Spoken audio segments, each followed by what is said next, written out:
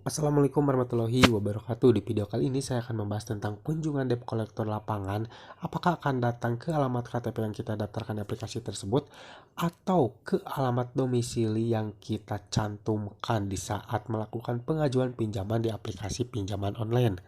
Nah, hal ini tuh sering banyak ditanyakannya oleh para sahabat-sahabat saya di YouTube yang berkomentar di video-video saya, "Bang, apakah di si lapangan akan datang ke alamat KTP atau alamat domisili?" Nah, di sini saya akan bahas dan saya akan share kepada kalian apakah di si lapangan itu akan datang ke alamat KTP atau alamat domisili ya. Simak video ini sampai habis.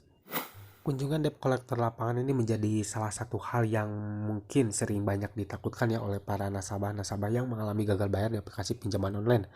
Namun masih banyak juga nih yang nasabah-nasabah yang tidak terlalu mempermasalahkan tentang kunjungan debt collector lapangan dari aplikasi pinjaman online, atau dalam artian mereka tuh tidak takut akan ancaman kunjungan debt collector lapangan. Namun di sini juga masih banyak ya, apalagi mungkin para nasabah-nasabah yang mungkin baru mengalami gagal bayar ya, yang tidak tahu menahu dan mungkin merasa takut dan panik ketika mereka gagal bayar, takut akan didatangi oleh debt collector lapangan. Apalagi untuk aplikasi pinjaman online ini sekarang sedikit-sedikit itu sering banyak mengancam ya akan dikunjungi oleh debt collector lapangan. Tentunya itu untuk para nasabah yang mungkin baru mengalami gagal bayar akan merasa takut dan panik ya akan didatangi oleh debt collector lapangan ke rumahnya. Nah, hal yang sering banyak ditanyakan ya, apakah kunjungan debt collector lapangan itu akan datang ke alamat KTP atau ke alamat domisili yang kita cantumkan di aplikasi pinjaman online tersebut ketika kita melakukan pengajuan pinjaman. Nah, jadi untuk kunjungan debt collector lapangan dari aplikasi pinjaman online itu biasanya memprioritaskan alamat domisili yang kita daftarkan di aplikasi tersebut ya. Karena mereka juga bisa mendeteksi keberadaan kita lewat GPS ya dari aplikasi tersebut. Karena seperti yang kalian ketahui, untuk aplikasi-aplikasi pinjaman online itu sudah bisa mengakses lokasi ya. Jadi mungkin mereka bisa mendeteksi atau tahu nih kapan terakhir kita login di aplikasi tersebut, lokasinya tuh di mana. Jadi mereka juga akan menyocokkan dengan alamat domisili yang kita cantumkan di aplikasi tersebut. Nah, jikalau mungkin aplikasi alamat domisili itu sedikit cocok atau mungkin berdekatannya dengan lokasi yang diakses lewat aplikasi tersebut, mungkin mereka akan mendatangi alamat domisili yang kita daftarkan atau cantumkan di aplikasi pinjaman online tersebut.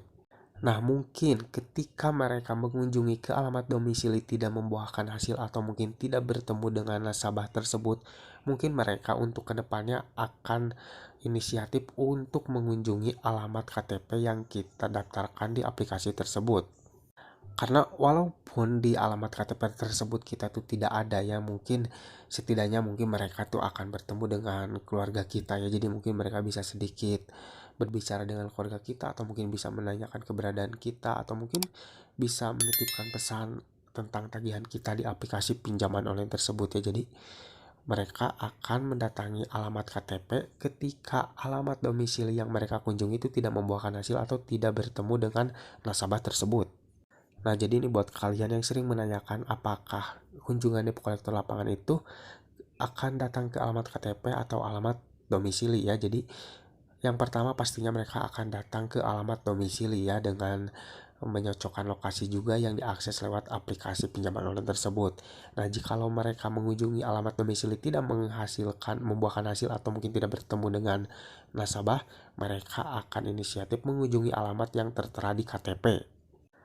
Karena biasanya untuk DC-DC lapangan yang dari aplikasi pinjaman online yang memang sudah ada DC lapangannya itu biasanya rajin-rajin ya datangnya, seperti dari aplikasi Aku Laku, Kredit Pintar, ataupun Kredipo itu biasanya rajin-rajin datangnya. Jadi mereka akan terus datang, jikalau memang belum pernah bertemu dengan nasabahnya pasti mereka akan datang lagi di kemudian hari ya. Jadi termasuk juga jikalau tidak di alamat domisili tidak membuahkan hasil, mereka akan datang ke alamat yang tertera di KTP.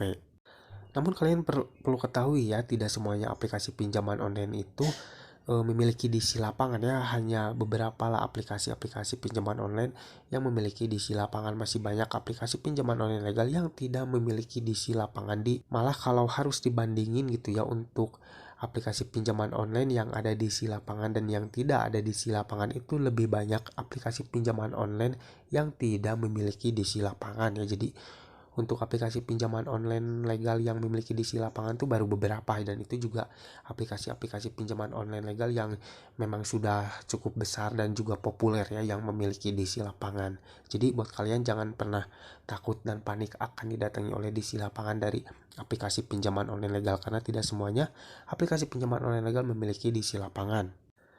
Nah, jadi seperti itu ya. Jadi kesimpulannya, apakah DC lapangan akan datang ke alamat KTP atau alamat domisili? Jadi jawabannya adalah mereka akan datang pertama tuh ke alamat domisili ya. Kalau di alamat domisili itu tidak membuahkan hasil, mereka akan datang ke alamat yang tertera di KTP. Nah guys, itulah tadi informasi tentang seputar kunjungan debt collector lapangan ya. Semoga informasi ini bermanfaat buat kalian. Jangan lupa like video ini jika kalian suka, dan juga share ke teman-teman kalian. Dan tetap dukung channel ini agar semakin berkembang dengan cara klik subscribe di bawah. Sampai jumpa di video selanjutnya. Assalamualaikum warahmatullahi wabarakatuh.